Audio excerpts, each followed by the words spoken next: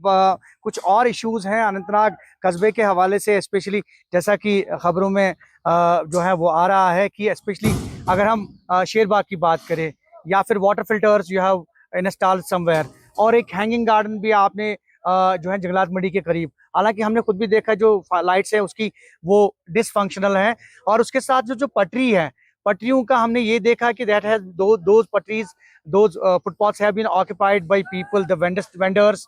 तो उसमें क्या कर रहे हैं आपका महकमा?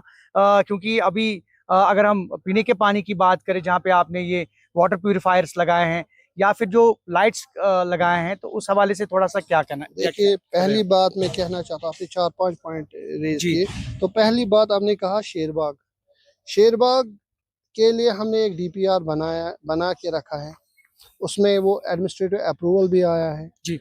उसमें कुछ इश्यूज थे, लोग जो इनहेबिटेंट्स वो वहाँ पे रहते हैं, जो जी। अनंतनाग टाउन में की बात मैं करूँगा, वो मेरे पास आए, सर इसमें कुछ इश्यूज थे वो डीपीआर में, वो हमने फिर रेक्टिफाई किए एज पर जो रिक्वायरमेंट है शेरबाग की, तो उसी हिसाब से हमने डीपीआर वो बनाया। एक भी उसका आया है, टेक्निकल सैंक्शन भी आई होगी, 1-2 दिन में टेक्निकल सैंक्शन भी आएगी, तो टेंडर आउट भी होगा। तो उससे जो मुझे लगता है जो इश्यूज थे शेरबाग स्ट्रीम के रिगार्डिंग, तो वो क्लियर होंगे। वो इम्पोर्टेंट इशू है, मैं मानता हूँ वो क्लियर होगा। तो ग्रीन स्पेस अंडर वो एक प्रोजेक्ट आया था सेंट्रल गवर्नमेंट की तरफ से, वो हम उसी में डाला है, तो वो क्लियर होगा।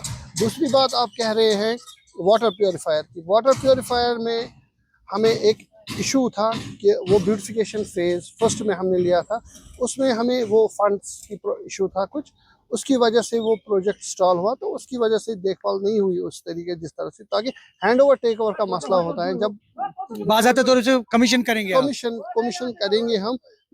जो कंसर्न डिपार्टमेंट पीएचई उनके साथ बात की है हमने, तो उनके साथ फिर से बात करेंगे, तो जहाँ पे कनेक्शन वाटर कनेक्शन की अवेलेबिलिटी है तो वो हम दिलवाएंगे। तीसरी बात आपने कही मुझसे सोलर स्ट्रीट लाइट्स जो हम वो कंटिन्यूस प्रोसेस है एक, उसमें ऑलरेडी अगर मैं देखूंगा मेरी नॉलेज में मैंने ऑलमोस्ट 200 लाइट्स 3-4 महीने में इंस्टॉल किए। तो वो कंटिन्यू प्रोसेस, जहाँ जहाँ हमें ब्लैक स्पॉट्स अनकवर्ड एरियाज हैं, तो वो हम विदिन 1 मंथ 2 मंथ वो तो हम करेंगे ही करेंगे। उसका सीडीएफ अप्रूवल भी एक आया है मेरा 10 लाख का, वो भी हमें अप्रूव मिलेगा तो we will proceed for execution जी। और इम्पोर्टेंट इशू और एक आपने कहा था वेंडिंग जोन में, तो उसके साथ जो हैंगिंग गार्डन है, वेंडिंग पहले मैं वेंडिंग की बात करूंगा।